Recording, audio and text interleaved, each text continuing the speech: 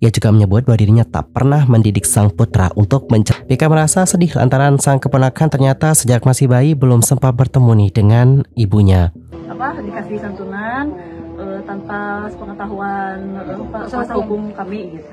Annyeonghaseyo cengidul, Yusuf Kim Imnida, welcome back to my YouTube channel. Lah gimana sih kabarnya hari ini? Baik-baik aja dong ya. Dan buat kalian semua yang lagi dalam kondisi nggak baik-baik aja, keep fighting guys, don't give up. Well teman-teman, dalam video kali ini kita akan membahas tentang bagaimana lanjutan kasus dari Dini Sera Afriyanti, yang mana almarhumah diketahui menjadi korban dari Ronald Tanur. Lantas bagaimanakah kelanjutan dari kasus ini? Yuk mari kita kepoin bareng-bareng. Almarhumah Dini Sera Afriyanti yang berusia 27 tahun meregang nyawa usai mendapatkan penganiayaan dari sang kekasih. Kekasihnya itu bernama Gregorius Ronald Tanur dan ia merupakan anak anggota DPR Republik Indonesia fraksi PKB yang bernama Edward Tanur. Polisi pun langsung menetapkan Ronald sebagai tersangka utama dalam kasus itu. Lantas apakah motif dari Ronald Tanur melakukan hal itu kepada Dini? Mengenai motif si pelaku, untuk polisi mengatakan bahwa motifnya itu adalah sakit hati. Polisi menyebut Ronald sakit hati ini dikarenakan cekcok yang terjadi sebelum adanya penganiayaan. Namun polisi tak menjelaskan pemicu cekcok tersebut.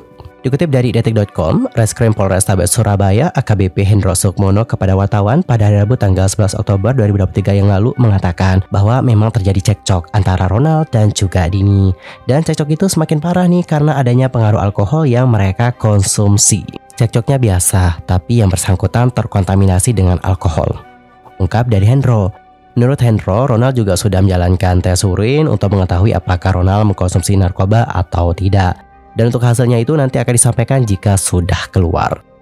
Buntut atas kejadian ini, sang ayah yaitu Edward Tanur pun terkena imbas nih teman-teman. Edward Tanur akhirnya dinonaktifkan dari Komisi 4 DPR oleh partainya.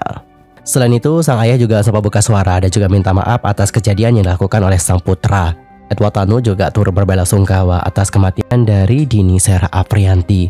Kami atas nama keluarga meminta maaf dan juga menyampaikan belasungkawa yang mendalam kepada keluarga korban. Edward juga menyesal atas apa yang terjadi dengan Dini dan tak menyangka hal itu akan terjadi. Ia juga menyebut bahwa dirinya tak pernah mendidik sang putra untuk mencelakai orang lain, bahkan sampai membuat orang lain meninggal dunia.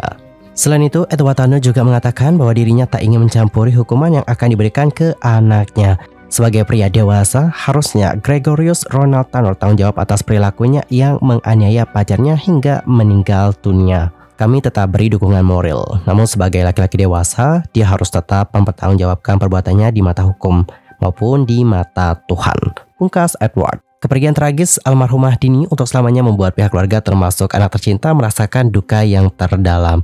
Vika yang merupakan adik dari Dini lantas membagikan sejumlah unggahan melalui media sosial berisikan momen keluarga mengunjungi makam sang kakak. Salah satu unggahan yang mencuri perhatian netizen adalah potret dari anak almarhumah Dini yang juga hadir ke makam sang ibunda. Vika merasa sedih lantaran sang keponakan ternyata sejak masih bayi belum sempat bertemu nih dengan ibunya. Sabar ya Bager, kasihan anak teh belum pernah ketemu langsung sama mamanya dari bayi. Tiba-tiba ditinggal duluan. Tulis dari Vika di media sosial @vika.rs yang dikutip pada hari Minggu tanggal 8 Oktober yang lalu. Vika pun hanya bisa berharap publik memberikan dukungan dan juga doa agar keluarganya bisa tabah atas kepergian tragis dari Dini. Minta doanya ya semua, semoga teteh aku husnul khotimah, semoga aku dan keluarga dapat kesabaran yang berlipat. Doakan kasusnya lancar dan teteh aku dapat keadilan. Selain itu, Vika juga memberikan penjelasan atas pertanyaan netizen mengenai almarhumah yang ternyata selama ini memang tak pernah pulang ke rumah keluarga, terutama untuk menjenguk sang anak.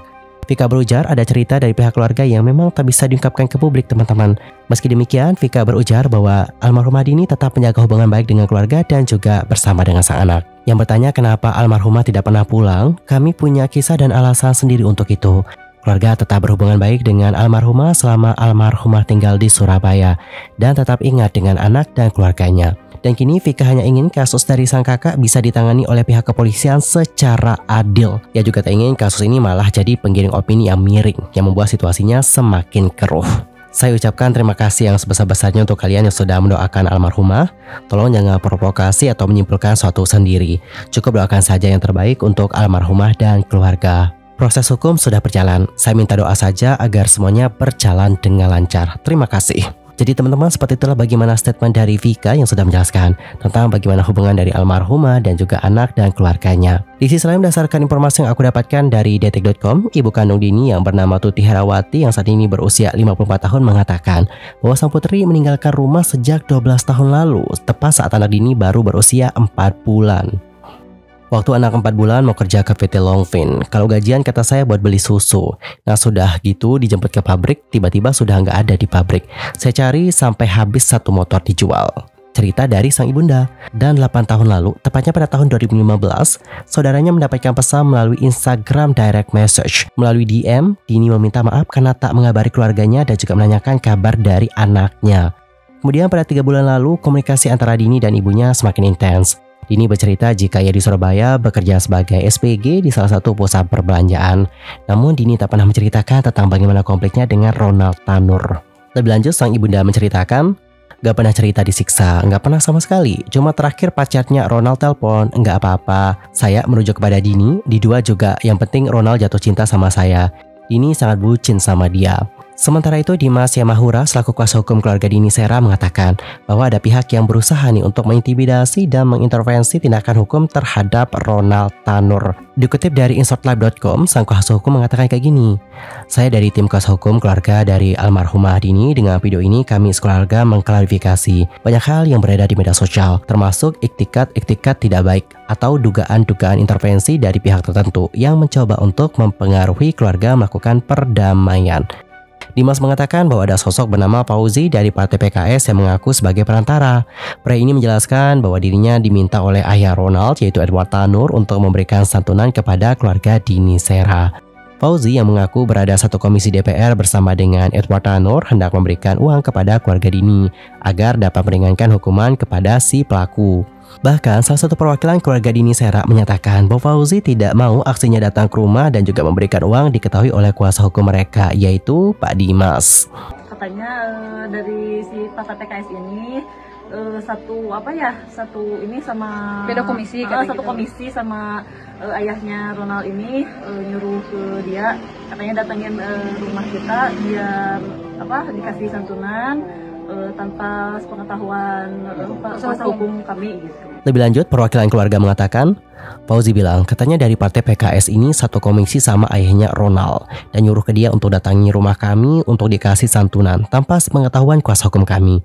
Jangan ada yang tahu kalau keluarga Ronald mau datang ke rumah gitu pas hari Selasa tanggal 10 Oktober 2023. Maka dari itu, Dimas Yamahura menegaskan bahwa keluarga menolak seluruh tawaran uang yang diberikan. Menurutnya hal tersebut mencederai proses hukum yang berlaku. Dengan ini kami sampaikan bahwa keluarga menolak segala bentuk pemberian apapun santunan uang yang sifatnya adalah untuk menginfeksi jalannya proses hukum. Jika ingin memberikan santunan, berikanlah tanpa adanya embel-embel perdamaian atau pencabutan perkara. Sebagai orang yang bermartabat, seharusnya memiliki nilai-nilai kemanusiaan yang beradab dan tidak melakukan tindak-tindak di luar proses hukum. Menyuruh orang datang ke sini dan meminta rekening keluarga korban. Jangan sampai kuasa hukum tahu, dan itu mencederai proses hukum yang berlaku. Jadi teman-teman, seperti itulah bagaimana kelanjutan dari kasus Ronald Tanur yang sudah membuat Dini Sera Afrianti meninggal dunia. Sekali lagi, Mimin mengucapkan turut berbela-sungkawa atas meninggalnya Dini Sera Afrianti, dan kita doakan semoga pihak keluarga dapat diberikan kesabaran dan juga ketabahan atas apa yang terjadi. Nah cikgu, gimana pendapat kalian? Langsung saja sampaikan di kolom komentar. Oke guys, sekian aja untuk hari ini. See you next time di video berikutnya. Aku mohon maaf sekali lagi kalau ada kesalahan baik dalam ucapan, sikap, tindakan dan sebagainya. I'm sorry. Dan mungkin ada kesalahan informasi, jangan sungkan-sungkan nih untuk koreksi aku dan cara komen di bawah. See you next time. Annyeong, kamsahamnida. Goodbye.